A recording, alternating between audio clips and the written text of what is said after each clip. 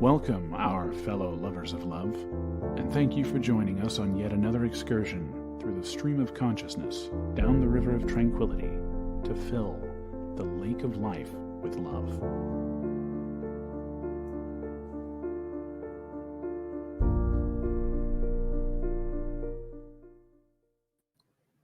And good evening, Governor and Governess is out there in the world today. How are you all doing tonight? This is Jazz and Lubby here. We've got another episode of Late Night Love for you. And as always, we dive into the complexities of relationships, parenting, work-life balances. This week, we're navigating false accusations and secretive partners to dealing with postpartum challenges and work. Uh-oh. And we cover it all. Tune in for heartfelt advice, stories, and practical tips to get you through life's toughest moments. Like, you want to know what one of life's toughest moments is for us today? Yeah, we left the milk on the dryer. No. Yeah, I saw it about half an hour, so I decided to wait until the show to tell you. But yeah. Did you throw it away? Not yet. Are you going to throw it away? Well, of course I'm going to throw it away. I'm not going to leave it on the dryer. I just didn't do it yet. No, but did you put it in the fridge? We can use it. No, it's been out for like 8 hours. You cannot use it. Oh. No, milk doesn't last that long. Okay, well, I'll get milk from after church tomorrow then. Yeah, I'm just see. Okay. That's the kind of life's toughest moments we have to deal with. There, we left the milk. We forgot the white thing blended into the white thing. I only saw it because I was reaching for something else and damn near smashed my hand. Oh, yeah. Well, it's not the big things that break you. No, it's the little things. It's the little thing. There's what, $4.50 down the drain or wherever the hell can milk. Oh no! That's what that is. That's the tragedy. There is that there's those grocery bills are high enough to begin with. Yeah. Yeah. All right. Let me see. We do have something to cover tonight. I wanted to do this and I should have set it up. I forgot. Anyway, so there's all kinds of. Oh, no, you have to. All right. So we're talking about a clip on. I should have done this before. I knew I was forgetting to do something. Relationships, and there's men and women. It's almost like the ninth war of the sexes again in 1970s. It's all very, very weird. All right. Okay. There we go. Right, I'm going to add this one. There we go. All right. Yes. The next day, you were with that dude? No, not exactly. But very soon after, yes. But he was married? I was under the impression that he was the same kind of married that I was. Which, same kind? What kind of married is that? That's insane. And then you wonder why so many men don't believe that marriage is worth it. It is because of how so many women view it. As if it's okay to just throw your vows out after an hour of deciding you're not going to be together anymore. That is not how marriage is designed. But it's scary how many women in today's day and age treat it that way. And then what happens to the men? Men are the ones that are more likely to pay spousal support, child support. They're going to lose half their assets. And I know that there's a lot of argument for that because, yes, the wife has supported him through making enough money. But I personally think that there is a difference between being the support and then the one actually doing the work. But I know that is a very controversial thing to say. So it's well, and how supportive are you? Are you really, if you're looking for the first better option? Is, I suppose, is another way to look at that when you're talking about the supportive partner, and those kind of things also depends how long you've been together and whatnot. That's not a marriage. You're just chilling until you're waiting for something better to come along. Yeah, that's called fraud in in the rest of the world. So yeah, I don't know, but it is an interesting thing. It seems like men and women are more and more at each other's throats again, like we're doing the 70s all over again, and for no reason. And I've had enough from you, mister. It's just crazy out there these days. I'm glad we're not having to go deal with that. And I know dating. Yeah. Yeah. It's terrible. Oh my god. Yeah. So I don't. I don't know how people do it. I really don't. I don't know how I did it. well, sure we do. Because it's better than being alone. Well, yeah. I have stories. I got great stories. So I've had some experience. Hey man, I tried. I was out there and I'd go out there and I'd for about 3 months and then I'd get disgusted and then I'd go hibernate for 6 months and then I'd get lonely and then I'd start dating again for 3 months and the cycle would start all over again. yeah, there was another one that we're not going to clip in today, but there was this lady she's in her 30s and she's tired of being alone. And she says, at this point, it's all about me. It's about what I want. And I said, well, yeah, no, now you know why you're alone. Now you're yeah. This close. She's this close to getting it. she's talking about, yes, that's why everybody else can sense that. That's why you can't have a long-lasting relationship, because that me has to become an us. And in order for that to become an us, it has to become a them for a little while. Right? Yeah. That then the them turns into an us in a healthy relationship, because you're both doing them. And so the obvious thing is to become an us. That's the obvious solution to that problem, because that is a problem, giving too much to the other person, right? That's interesting. So you get to us through obsession. Essentially, yes. Yeah. Because that type of obsession is bad long term, right? And we realize this. And so this focus on them doesn't work. So we have to turn that them into an us. Because focusing on me, it's all about me, what I want, that doesn't work, right? That never works as a long term, unless you've got someone with problems. Somebody forgot the golden rule. Yeah. And then if it's only them, then you lose part of yourself. Right? Because you're only focused on this other person's needs. So at some point, right? But in order for the other person to like you enough to get to an us, right? You have to focus on them for a little while. But in a healthy relationship, about the same time, you both go, this is dumb. We need to focus on an us. Mm-hmm. And then it becomes a relationship. And so until people get to that point where it's no longer about me, it's no longer about them, it's ultimately about becoming an us. And at that stage, it doesn't matter whether you're married or not, you're married. The legalities of legal marriage, which really only matter in taxes and debt, it becomes irrelevant, because you're emotionally married. And that's a stronger bond than that stupid piece of legal paper will ever be. I want the jewelry. At this point, you owe me an eternity ring. Really? Yeah. I owe you one. I can't. Our jewelry store is closed.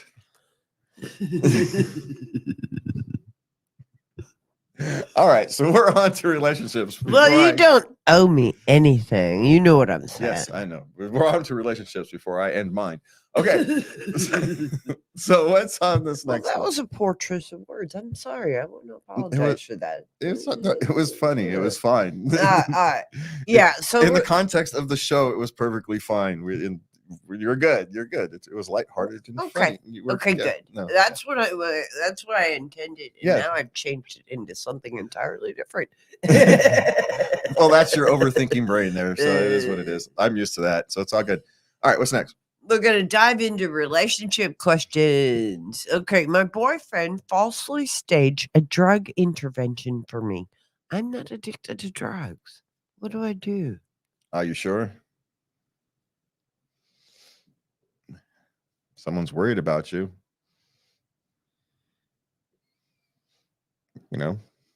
So the question is, maybe you should spend some time thinking about it.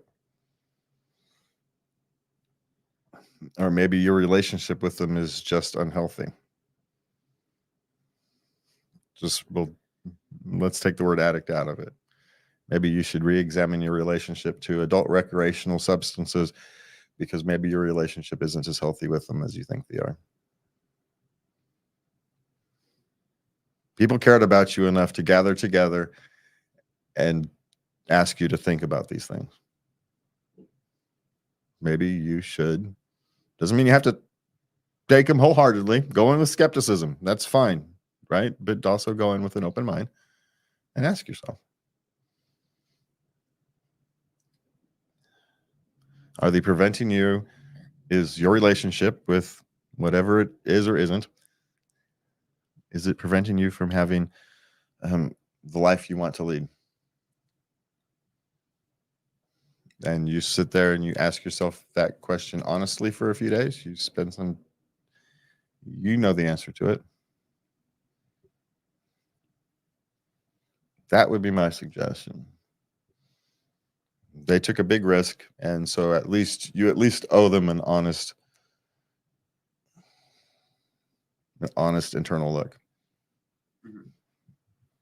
That's all I'm saying. They're worried about the direction you're headed, and maybe it's not related to that. Maybe it's something else, but maybe you're dealing with depression or undiagnosed bipolar or schizophrenia or manifested medical issue that makes you overly tired. Who knows? Right? There's an undiagnosed medical. There's all kinds of things that can make someone that appears to somebody outside is struggling with addiction. But they're clearly worried about you. So take it with that in mind. They did it with love, not with hate. Okay, what's next? My boyfriend of 1.5 years won't tell me where he lives.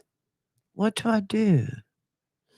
Okay, now my sister had a boyfriend for over a year. He didn't have her over, but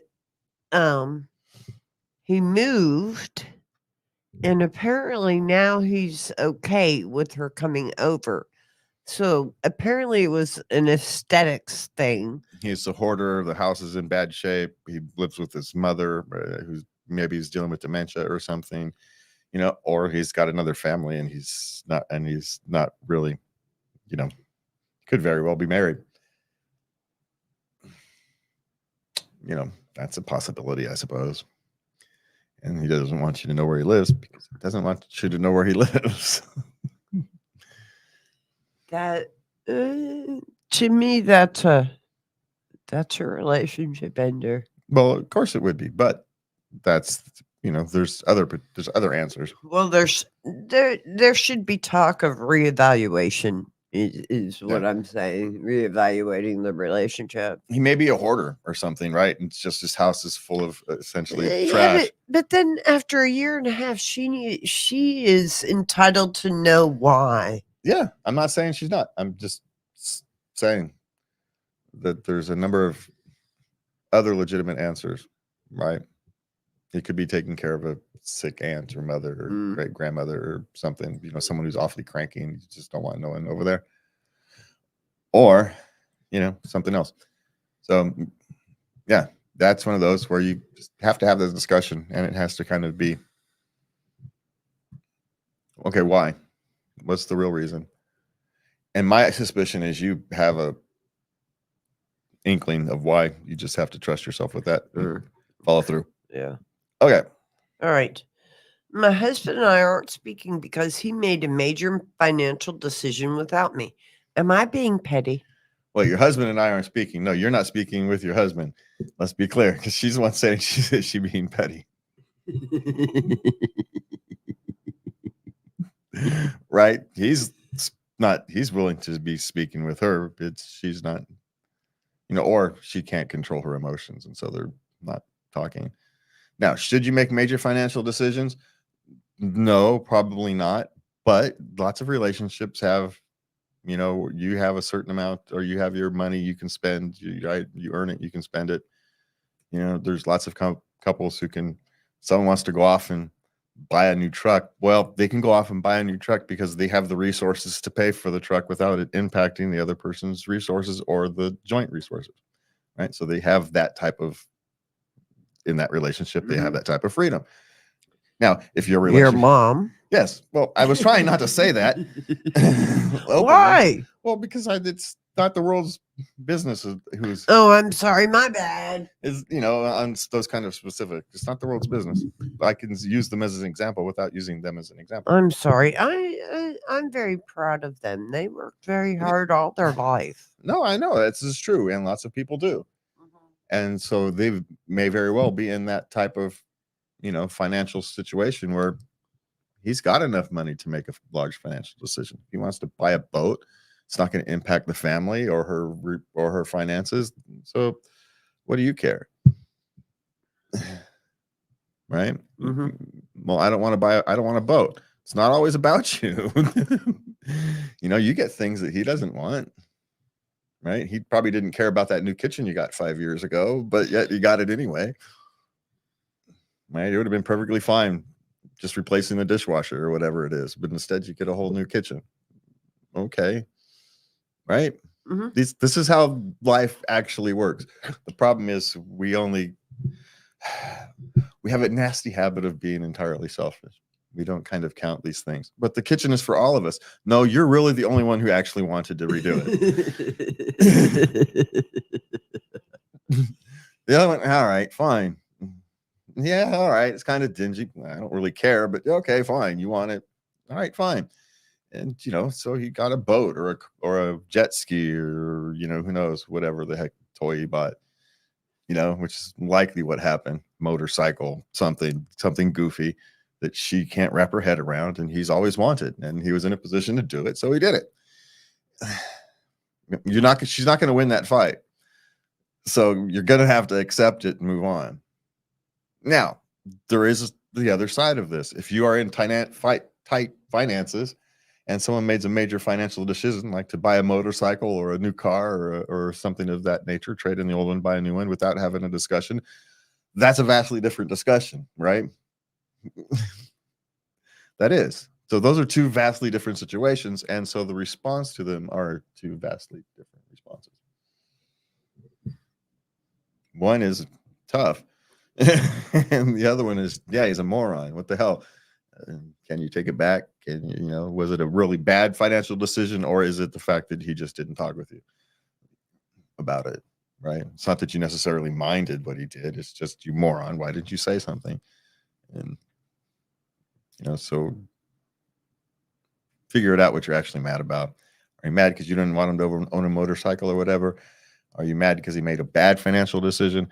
Or are you just mad because he should have told you about something that he didn't? And again, circumstances make that reaction differently. If you're in tight financial situations, then it's a different story than if take it back. Yeah. Well, I would know that's not necessarily, because she might not necessarily mind. It may just be purely that he didn't say anything. He didn't ask her. Yeah. Let's not even ask. It didn't even have a discussion, right? Hey, I want to do this. This is what I'm going to do. Just letting her know that that's what I'm going to do. Right. But again, sometimes it's their money and they can do what the heck they want with it. So, all right. What's next? My girlfriend stayed at another guy's place that she previously had relations with. What do I do? Okay, he's 20. So this is really rocking his world. Well, she's Okay. 19. And Yeah. so the question is, why? Were they like, just because someone had previous relations doesn't mean it worked. Right? They're exes for a reason, hun. Yeah. Well, but people go back to their exes for reasons all the time. So the question is, what's the reason? How is your girlfriend trustworthy or not? How, at 19 and 20, relationships have a tendency to be flexible, as we discussed at the beginning of the show. So this one can be anything. We don't have enough information. All right. Now, she was traveling, got caught up in an airport, right? In that airport thing when all the airport computers went down a week ago or whatever it was, 2 weeks ago. Yeah. And she's stuck in out of town, but she knows this guy lives in town, so she went there to sleep on the couch until we can get a plane out of town the next day. You can get it. Yeah. You can understand it because all the hotels are going to be booked because every flipping plane was grounded. So circumstances matter. But other than circumstances, I'd be at 19 and 20, I'd be cautious. People do dumb things at 19 and 20. Hormonies. Okay, what's next? My partner criticizes my cooking. How do I make him realize that cooking for a family is mentally very taxing? Dude, no one tells you you're going to have to figure out dinner as an adult every single day for the rest of your life. Yeah, now these are two 40-year-old females, 40, 42. And yeah, you don't criticize the cook, right? Unless you're willing to go in there and actually do the cooking. So that's the solution to the criticism. You can do it. If you don't like it, you can do it.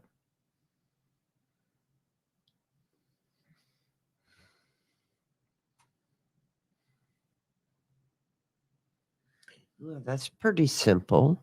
Well, yeah, and you know, if you eat different things, and which may be the actual criticism, is that you're not cooking something that they are interested in, but you're actually trying to cook for an entire family, the kids and whatnot. Yeah.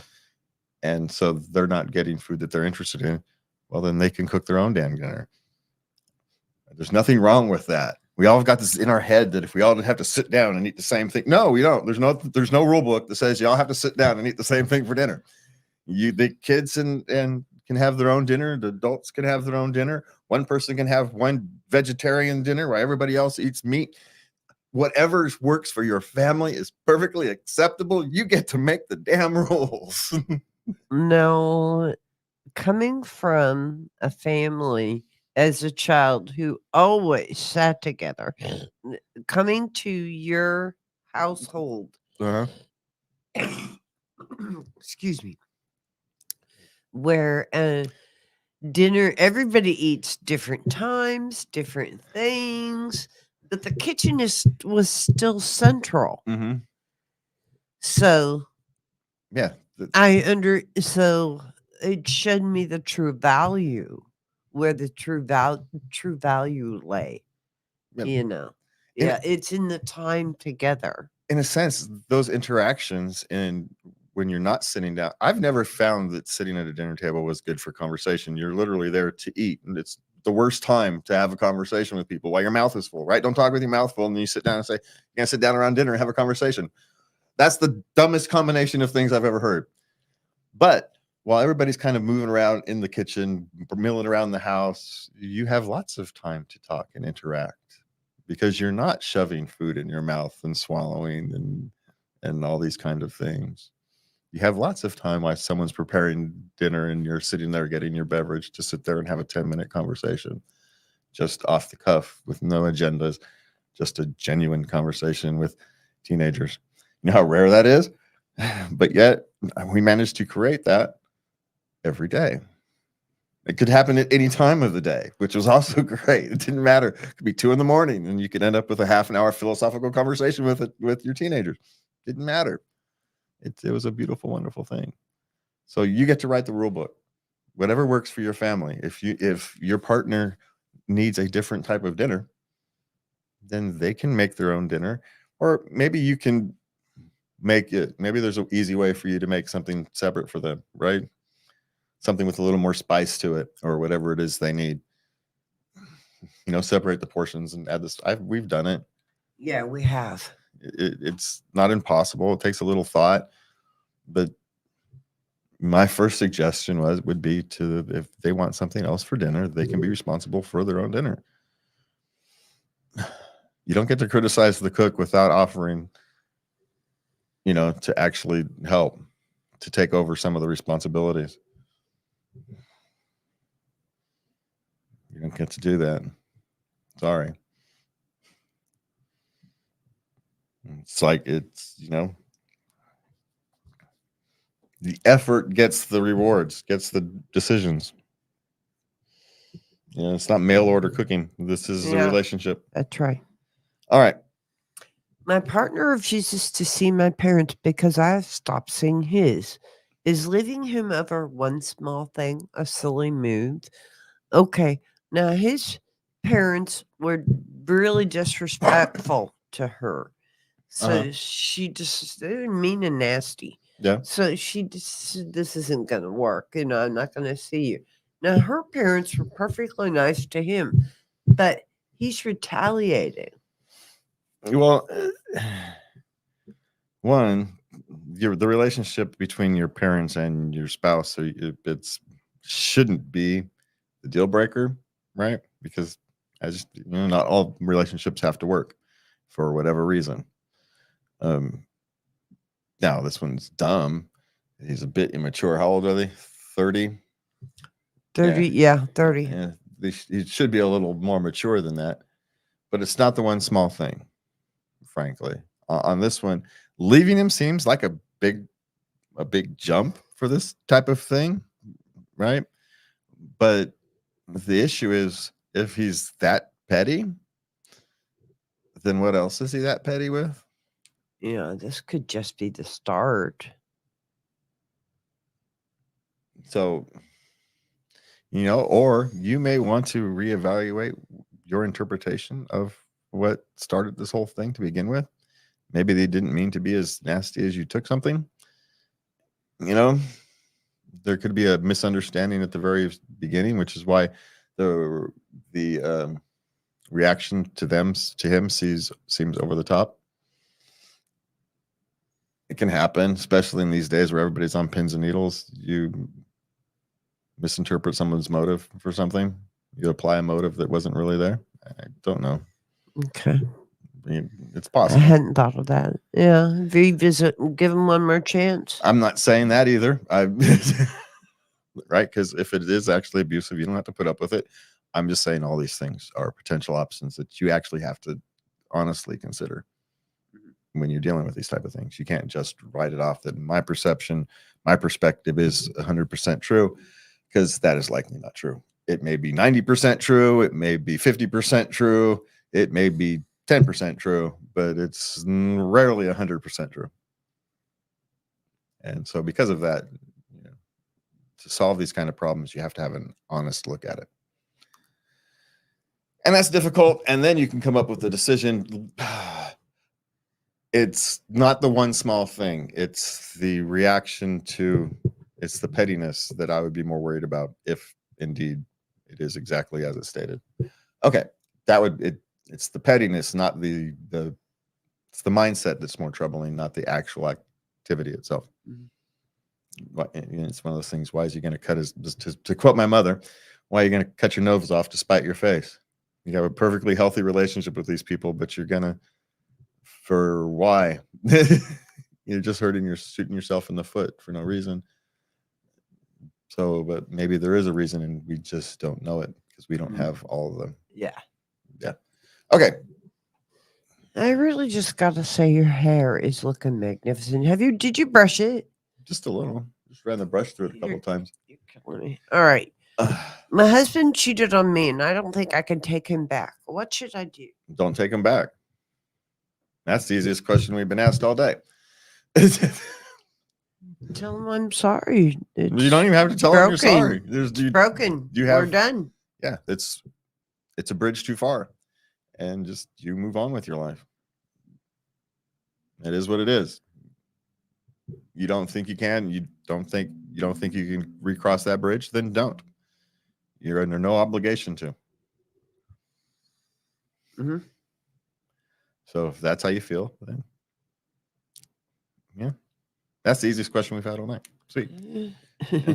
Well, she answered her own question, right? She needs is reassurance that it's okay. It's okay. That's true. She did. Yeah. Yeah. No, you're under no obligation to give it a go. If you don't think you can, right, then you're just wasting everybody's time. You really are.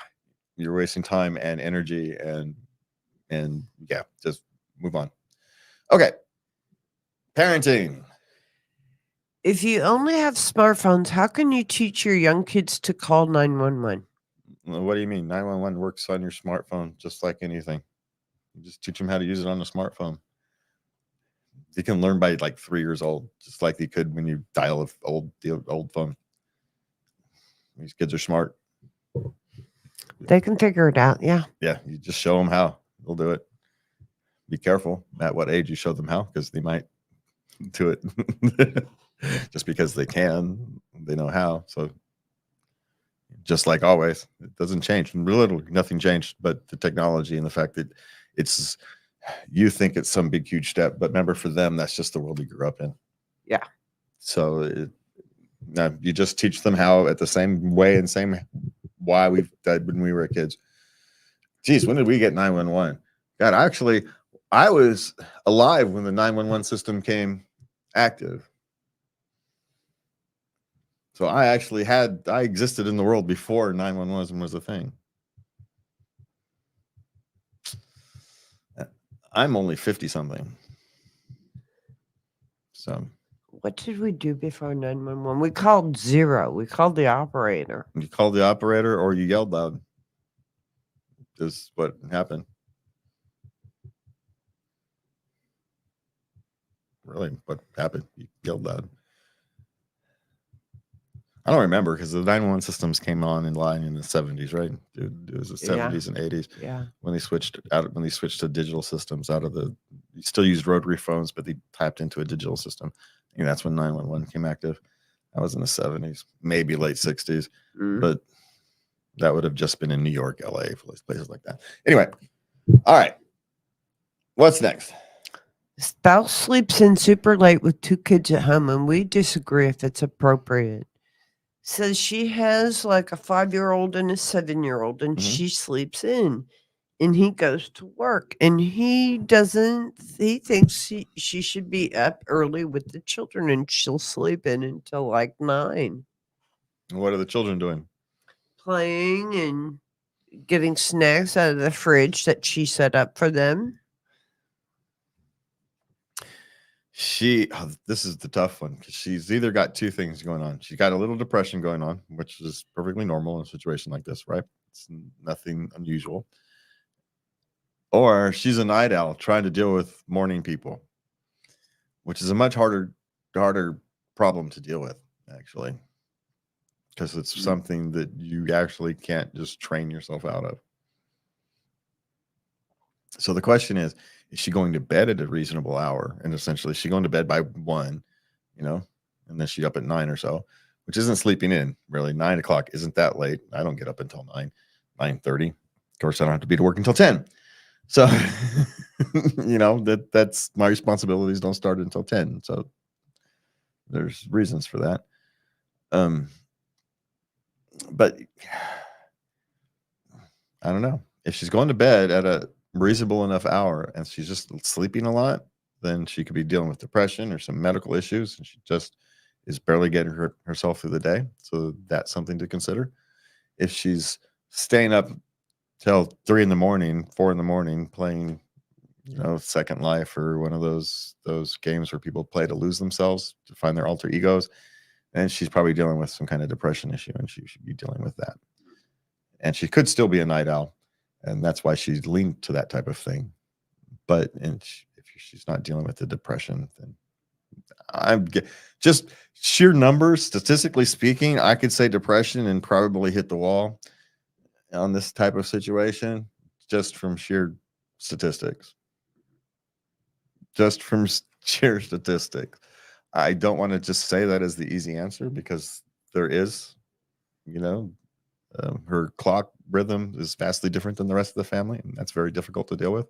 Or there's potential medical issues. If she's getting lots of extra sleep, there could be a kidney function, liver function, who knows, a laundry list of potential issues that could be going on. That could cause a lack of energy, severe lack of energy. And that may be what you're dealing with. So don't jump to conclusions. Look for answers, would be my suggestion. It's a marriage. It's not it's not always, sickness and in health. And that includes all type of health. Okay. How long after postpartum did you have relations? Well, that's a question for a doctor, but they say right around 6 weeks. Yeah, 4 weeks would be earliest. 6 weeks is what these would, if I always recommended for my memory, was always 6 weeks. Now, I took that as a goal, and the first time I had a child, I did it 6 weeks. I forced the issue, and Why would you do that? that was not good. That was not a good idea. Young people, I was 20. young You people. know, Yeah. yeah. Yeah. Doctors say 6 weeks, but it is going to be an individual thing. Don't rush. There's no, you get it, because in a sense, as a couple, you have been separated for longer than you're used to in a way you're not used to. And that intimacy is a way to get back some sense of normalcy that you completely lost. But it's also not, you can't put that lightning back in a bottle. You're not going to get what you think you're going to get out of it. No, you really won't. You No. really won't. That takes some time. And so, don't rush it. Don't overly put it off either. If the mood strikes and the doctors have said you're all clear and you feel good for it, knock yourselves out, right? Yeah, go for it. But don't make it a goal. Don't make it a goal. Don't make it a big thing, because especially in the next couple of years, yeah, you're going to be too busy, and it's time to adjust your perspective. But yeah, try not to make it a big thing would be my first suggestion. Yeah. Talk to your doctor. Generically, it's 6 weeks. Talk to your specific doctor about your specific situation, and try not to make it a big thing. All right, what's next? My son crawled off the bed. Now I feel terrible. First time mom, first accident. Yeah. She failed as a person and a mother, Yeah, you go stand in line, because there's like, I don't know how many billions of people have existed in the world. Because you're at the back of that long line. Yeah, you're never going to find it. Just keep walking that way. Because, yeah, don't worry. By the time you get there, you'll feel better. That's how that was going to go. No, you're right. You feel terrible. And that feeling of terribleness is what drives you to become a better parent. But ultimately, the baby's fine. It's babe, in a strange way, you can say babies bounce. And as long as you don't drop them from too far, they're all good. As long as they don't land weird. I'm not saying go out there dropping babies. I'm just saying babies, they're tough little creatures, despite not being tough little creatures. And little bumps and bruises and falls, they're going to experience this their whole lives, right? Just think about this child trying to learn to walk, trying to learn to crawl. How many times they're going to fall over and have a bump and a bruise and a cut, and it's all going to be fine. This is just the first one. So get used to it, Mom. You're all good. It's all good. I'm not saying it's, yes, maybe you want to pay a bit more attention. You learned your lesson. Don't beat yourself up over it. It's just part of humanity, part of life. Okay. When did your girls start going through puberty? Right around just before they turned 13. Yeah, about 12. 12. Yeah, 12, late 13. 12, yeah. Mm-hmm. Yeah, that's about when. But the mouth starts at 10. A little snippy. Yeah, I don't know. Yeah, about 12 would be my guess. And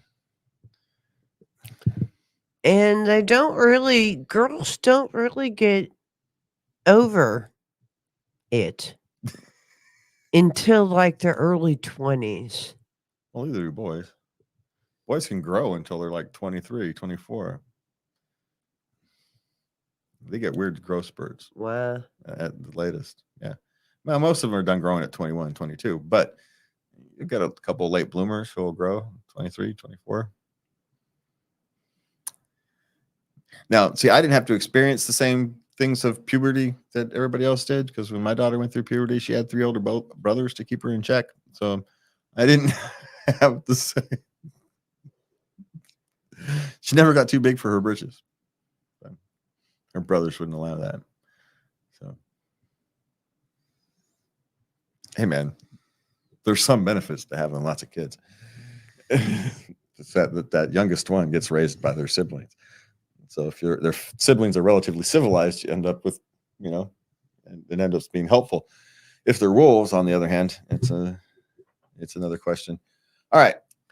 My 3.5-year-old mistakes sleepiness with hunger. I don't know what to do. Put him to bed. He's 3.5.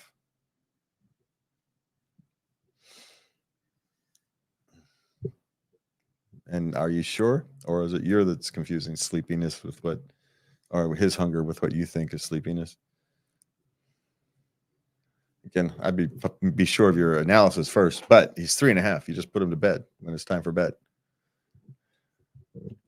That's my answer to that. That's my answer to that one. Right? Mm-hmm. That's the easiest.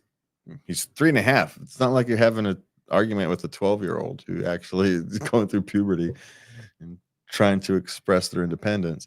You're dealing with a 3.5-year-old who's essentially working on instinct. So, yeah, put him to bed. You're the parent. This isn't rocket science. I don't understand the question, really. I really don't. If your child is sleepy at 3.5, you put them to bed, right? Unless you're trying to keep them up for another hour so they sleep until an appropriate time in the morning, right? Which in that case is you play with them or give them a cupcake. I don't know what you want from me here on this question. To be honest, this question makes less sense the more I try to answer it.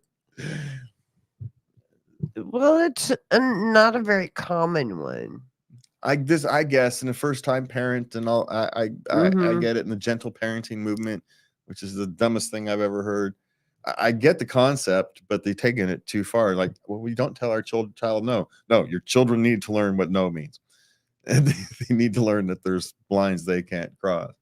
Right? No is not telling a child no does not hurt their their psyche in any stretch, manner, or form. No, it doesn't.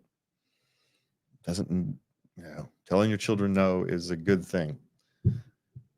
Right? I'm just sorry.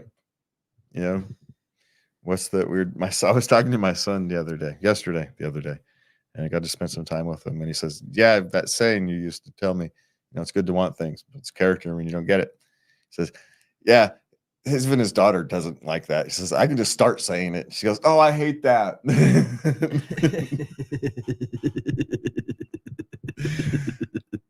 Well, it's good to want things because you're not always going to get what you. In fact, in life, you're quite often not going to get exactly what you want.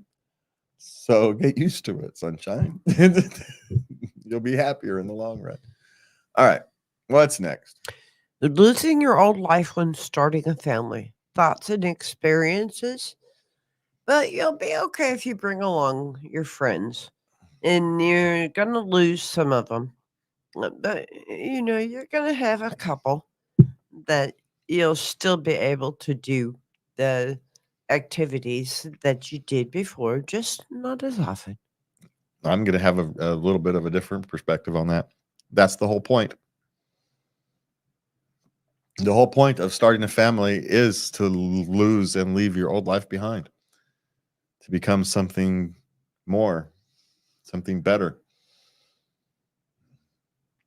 Does it mean you cast off all the old things? No. And some of the old things that will be cast off, you don't know what you're casting off because you're no longer paying attention to them because you're now focused on your family. It's a good thing. That's part of the process. This is called maturing. You'll hold on to a handful of things. This is true. You'll hold on to a hobby, to the things you genuinely love will carry on along with you. The things that just occupied your time, you will let go quite easily. Don't try to hold on to things just because that's what you used to do. Those trips to the club, they are no longer part of your life because you don't want them to be. You've got better things to spend your time on.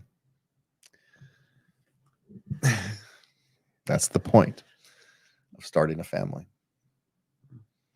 All right. So off to some work questions. Okay. Harassed for taking maternity leave by boomer coworker. What do you? Okay, now in the modern era, I always have to ask, what do you define harassed? Because without knowing, Oh, okay. in the modern era, people think just a passing comment is harassment, or we never got maternity leave when I was young. Is that harassment, or is that just someone being old and cranky? And a boomer coworker, you're working with 70-year-olds, or are you just using boomer as someone older than you as a point, which is part of the problem? If they're sitting here using in their own talking about it, using derogatory language, complaining about someone harassing them about taking maternity leave. Maybe they did. And if you really want to deal with it, you've got an HR department, you got bosses, you let those people deal with it, or not, if it's maybe not be worth it. But I would check your own behavior in this particular case. Maybe there's an antagonistic relationship because there's an antagonistic relationship and you're playing your part. It's right there. You called them a boomer. Yeah. You didn't say by a coworker. Coworkers have been harassing me because I took maternity leave. That's a vastly different question than throwing an insult in there. This old person, this disconnected old person is right, which is what you're saying when you're using the term boomer. So saying glass houses and stones and all that. So I'd check. So now, two different things, right? Maybe you should check your end of this relationship, though, before you decide how to move forward. Would be my suggestion, right? Yeah. Be better before you ask other people to be better. There you go. Okay. Why do I feel bad for taking a mental health day at work? Because it feels wrong. Because why you don't feel bad about taking a day off because you've got the flu. A day when you're feeling mentally overwhelmed, exhausted, you just can't do it, and you go ahead and take the day off. You don't feel it's the same when the reality is it is. You don't have the mental energy today. It's no different than if I'm coming off of a cold and I don't have the physical energy today. It's no different. Mm-hmm. In the long run, it makes you them giving you this freedom or whatever, you taking this freedom without it being a thing makes you a better employee in the long run. Now, if you're having a number of mental health days at work that you need to take, maybe it's an environmental issue. Maybe you're dealing with something that needs to be dealt with that you're not dealing with, right? Maybe you're dealing with some depression or anxieties or whatever that you're not dealing with. And this is your brain telling you need to deal with it. So make sure you actually develop a plan. Take the day. Yes, recharge your batteries. Don't think about it too much. But, maybe you have to start an action plan for yourself about, okay, how do I take better care of myself so I don't need so many mental health days? Forget about the job. We're talking about you. Right? Needing a mental health day isn't good for you. Forget your work, right? It means something is wrong internally, right? You're overstressed. You haven't found a way to relieve your stress, whatever it is, right? There's something you're not doing to take care of yourself, or there's something you're ignoring you're not taking proper care of yourself if you need these, especially on a routine basis. Once-offs, right? You get one because it's been a stressful week or whatever. Life has kind of come at you in 3 different ways this week, and you just need a freaking extra day off. Great. I'm all for it, right? It happens. Go for it. I'm fully supportive. But if this is something that's reoccurring on a regular basis, deal with it. Deal with the underlying issue. We all can get overwhelmed just by life coming at you all at once, right? Your dog dies, your best friend gets seriously ill, a big project at work goes haywire, and a family member, while nothing catastrophic, needs some money to make sure their life doesn't go completely off the rails, right? All these things happen. None of them by themselves are a huge ordeal. You've got plenty of bandwidth to take care of all these things, except they all happened at once, right? So you deal with it and then you take a day off so you can just kind of decompress. There's nothing wrong with that. That is a perfectly natural human thing to do. It's if it's occurring repeatedly, change your circumstances or take better proactive care of yourself. Therapy, medication, whatever it is, medication if need be, depending upon doctors and all that. But I'm just saying. Okay. What's next? Is it rude of me to buy myself a coffee or lunch and not offer to get my coworkers anything? Well, no. That's not rude. You're all right. Yeah. What, you buying yourself your own lunch?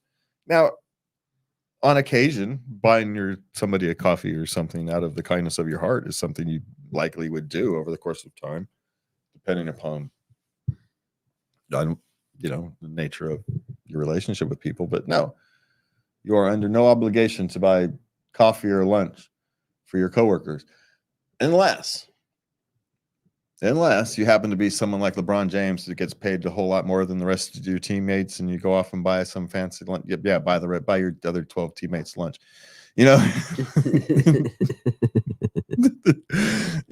There's exceptions to every rule, right?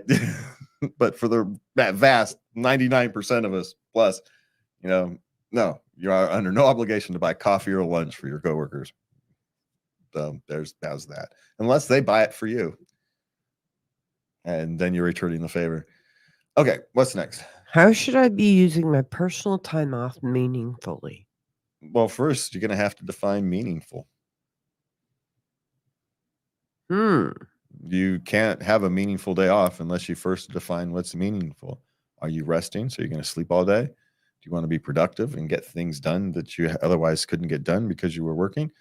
Yeah. Do you want to remodel the spare bedroom? Define meaningful. Did you want to spend it, volunteering for the local animal shelter or something? You're going to have to define meaningful if you want to make it meaningful. And then once you've defined meaningful, the rest is easy. Yeah. So sit down there and define meaningful. What would that time be? And maybe it's just sitting there doing nothing for the day. Just literally just sleep all day, catch up on some sleep and rest. Give the old bones a day off. Right? Nothing wrong with that. That's a meaningful day. Especially if you're someone who works on your feet all the time or something. Just kick your feet up and do nothing. Give the old dogs a day off. Nothing wrong with that. That's meaningful to me. All right. So what's next? Why do companies post jobs and not mention anything about the pay? Because they don't want to filter people in or out at that stage. It's wrong. Don't get me wrong, but that's why they do it. Filter? Yes, they don't want people to exclude themselves or include themselves just because of the pay. Oh.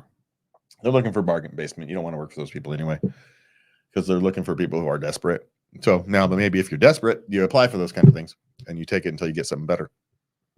But the general rule of thumb, they're looking for people who have, whatever reason, are difficult to employ. Maybe they've been fired for their last jobs with cause, and so they need a bottom of the barrel employer to hire them. Those are those jobs. Because those companies don't pay a lot for whatever they're doing.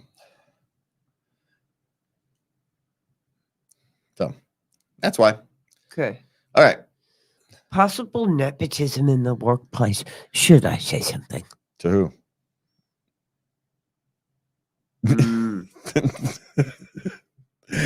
Should you say something to who?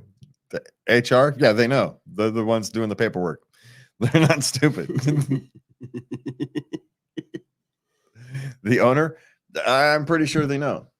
And remember, not all nepotism is bad, because remember, sometimes the point of a business, the whole point of starting a business is to give something for your friends and family to work, and that's why they actually created that business. And the fact that you're working there is a bonus to you, not to them. Their goal is to have some place for their friends and family to work. That was the whole point of starting the business. And so, yeah, you're going to have nepotism in a place like that. And as long as it's not a publicly traded company, it's perfectly fine. Is it unfair to you as an employee? Maybe. But you always have the option of going somewhere else. Because the whole point for the whole idea of some of these family businesses is to train and bring the family up to run the business. Yeah, and you're going to have nepotism during that process. You just are. And it's just the way life is. So, yeah. Not every question has a great answer, man, but that's the answer. All right. I think it's a good answer. Yeah. Okay. Need to pass a drug test for an airport warehouse associate. Stop taking Position. drugs. The only one is marijuana. Depending upon your state, it's probably not a cause for not firing, except you're in an airport, which possibly likely goes under federal. Well, it depends on the airport. Not all airports are under federal rules, but the likely are your federal rules, and then there's insurance rules. Oftentimes, these things are done because of insurance, not even because they care. But depending upon your state, they may not be able to use marijuana. But depending upon your job, if you're a forklift driver, they probably can. If you're just someone stacking boxes, they probably can't. But the suggestion is, for me, is if you can't go 4 weeks without smoking marijuana to get yourself clear to pass the test, then you probably have a bigger issue to deal with. The easiest thing to do is to tell them, I need 4 weeks to pass the test, especially if you're in a state that's legal. You've heard it before. Guarantee it. Sometimes they'll tell you we don't care about marijuana, and they're really looking for hard drugs.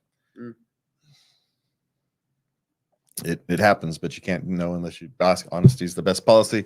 And again, depending upon your state, if you're in a legal marijuana state, you have different rights and different responsibilities. And airport warehouses might fall in a gray area depending upon the airport. So it may just be best to, drink a lot of water for 3-4 weeks and then go pass your test. There you go. That's always the better solution. All right. Okay, now we got intimacy questions. Do we really want to answer that one? Okay, no, but that happened to me. Okay, but do you know why? No. Then yeah, okay. I don't know why. All okay. Right. I consider myself a very masculine guy, 6'8", power lifter. Yet the second my bisexuality becomes known, all sexual attraction is lost. But he's talking about his female partners? Yeah. Yeah. Well, that's because they don't like the extra competition, to be honest. And that's exactly why. It's threatening. I can't compete with that. You've already won. What are you talking about?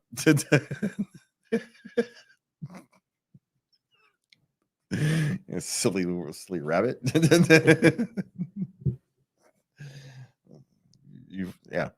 But that's why and you know what? It's okay.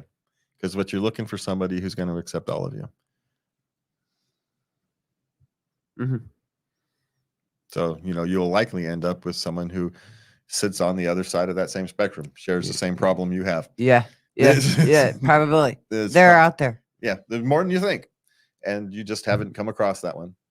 So, especially, you should probably if you actually look for them in your weightlifting, powerlifting community, you'll probably find one. I wouldn't doubt it. I wouldn't doubt it. So, but again, my suggestion would be to be more open earlier. That way you're not actually surprising anybody. And it may be difficult, but would be my one suggestion. That way it's known up front and you don't have to worry about there you go. The second half of that. Okay. I think I get turned on by the thought of being paid for sex. That's not uncommon. It means you're valued. Now, personally, did you know I got offered $300 one time? Well, It's nice to be asked. It's one of those. But thanks, but no thanks. well, and we'll just say the reality of having to do it for a living and doing it for a fun night are two different things, right? Again, these things are better left in fantasy than reality, but the real reality of it is probably pretty grim. But I can see the fantasy of a night or a weekend or something, and then it goes into the memory book. I can suppose I could see that. But yeah, it's one of those. Suggestion is to leave it in fantasy land. Okay, what's next? How to stop being a pillow princess. Now, what happens is she hasn't been allowed to kind of take charge in all the guys she's been with. I'm having some doubts about that description of the situation. Oh, really? Because Yes. this is what she feels. I have no doubt that this is what she feels. Don't get me wrong. And she's like, I'd like to be on top. Well, then start there. Okay. Is my suggestion. Well, because at some point the goal becomes the end goal, and you're right. It's hard to change at that stage. At late stage, if she's talking, hey, at late stage intercourse, I want to flop positions. That's a vast mood changer, right? It's hard to get there. Oh, it just really? is. Yes. It's not impossible to get there. I'm just saying it's hard to get there. Yeah. It's like you're asking someone to stop running a marathon at the last 100 meters and go swimming. Oh. It's just weird. It's not impossible. It's just weird. So my suggestion is, especially if she has a regular partner, is to start on you have the ability, more than you know, to start the encounter from the authoritative position, right? You don't have to wait for them. You can control it right from the beginning. And most men will go along with it until you're ready to give it up and finish the whole thing. And then hand it over, and it always happens. There you go. Yeah. 99% of the time, that's what happens. Yeah. Not always, but it's the nature of things. It just is. But yes, my suggestion would be to stop being a pillow princess is to stop being a pillow princess. It's literally take a little bit more control from the very jump, and you'll have more control from the very jump. Surprising how well that'll work. Okay. Just saying. Good. Okay. Is masturbating too much hurting my sex life? Is this man or a woman? Not that the one's going to man. Change. It's possible. It's actually, I think it's more possible with a man than a woman. It is possible, especially if you're choosing that instead of relations. Now, the question might be why. Are you afraid of rejection? And so it's easier, which is the most common cause. Whether real or imagined, they get afraid of rejection. And so rather than being, you can't reject yourself.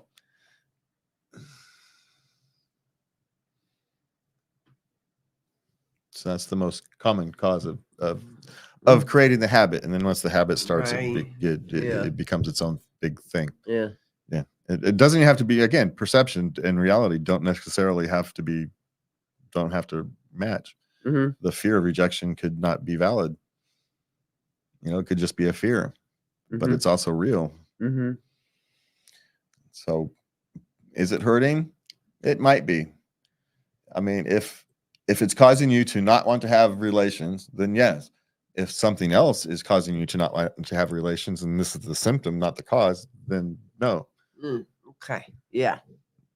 right? This is a symptom of something else broken in your relationship, or physically or emotionally, or whatever. There could be lots of causes why couples aren't intimate, right? They run the gamut from the routine and normal to the absurd. But so you have to know more details. Okay. Okay. Now, this one is written by a man. Okay. I'll start by saying I really enjoy having sex with my partner, and we've been in a happily intimate relationship for 4 years now. However, there are many times when I'll be just minding my own business, focusing on whatever I'm doing at the time, and she'll come up and grab my penis and say, "Do you want to have sex?" When I tell her not really, I'm doing something right now, she gets upset at the rejection, and I feel I've let her down.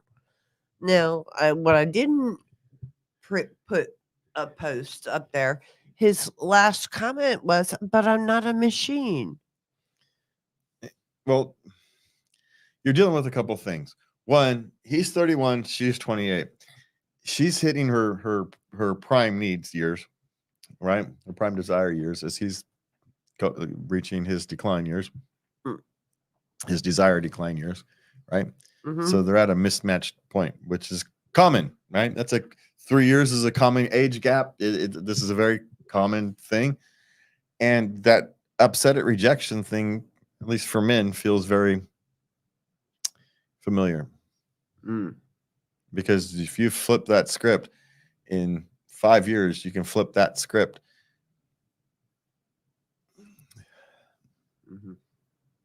And so it's a very common issue that has to be dealt with in relationships, right? What do you do when it's not just the desires, the timings and whatnot, right? Yeah. So what do? You understand why she's hurt, right?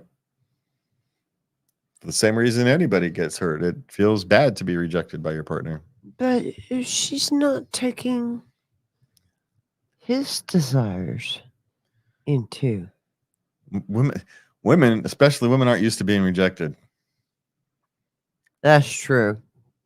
I remember the times I've been rejected. Women aren't used. Men get rejected out of hand, right? We're used to it. It's common occurrence. It's more normal than not being. So, why it still hits us. It's not as pronounced. And you have an attractive young lady in her prime, and her partner is, from her perspective, not really doing anything. And now he doesn't want her. He'd rather be minding his own business, whatever he happens to be doing. Playing a video game, sketching, working, whatever it is. Watching Netflix. Might very well be working, right? Doing some writing, working on a book. Who knows?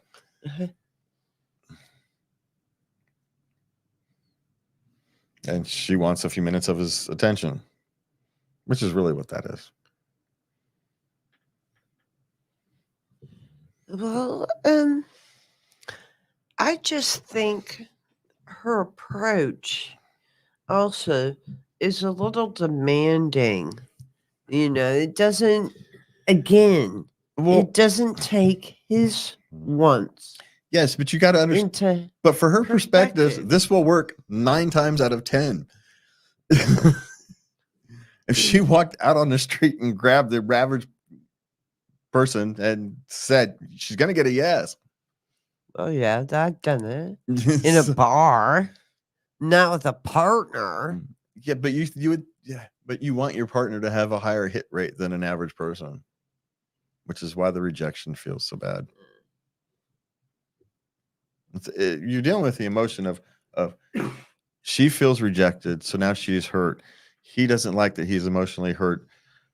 He doesn't want to hurt her. That wasn't his desire. He was just not mentally there. Yeah, because at 31, he wasn't mentally there. Now there is a question: why at 31 aren't you immediately willing to put down what you're doing and go spend 15 minutes?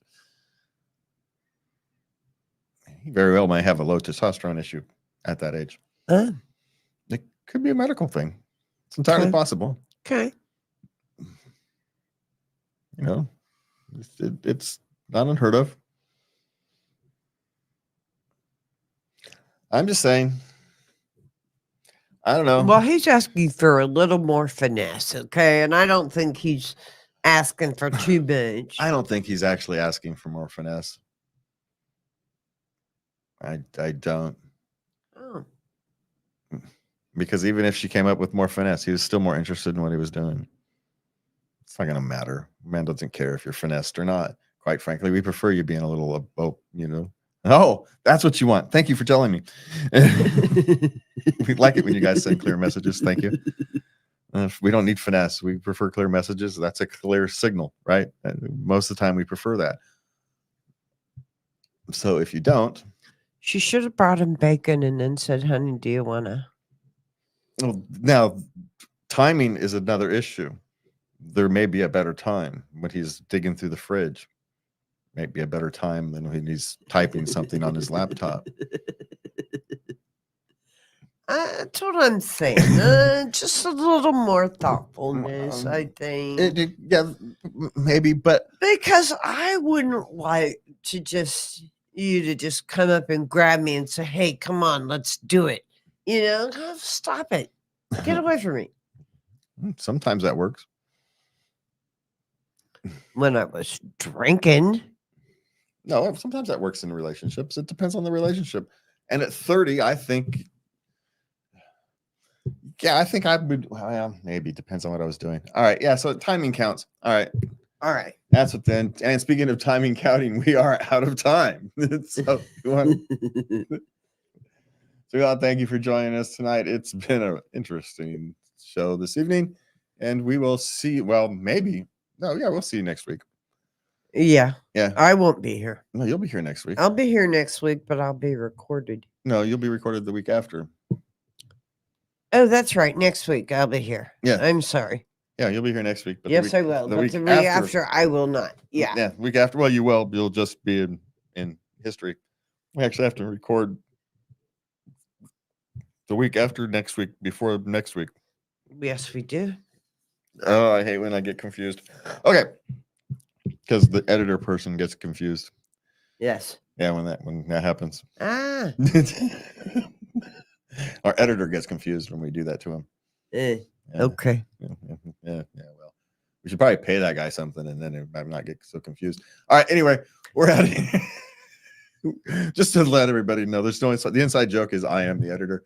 So we are out of here. Thank you for joining us. Have a good night, and please remember to love everybody. Good night.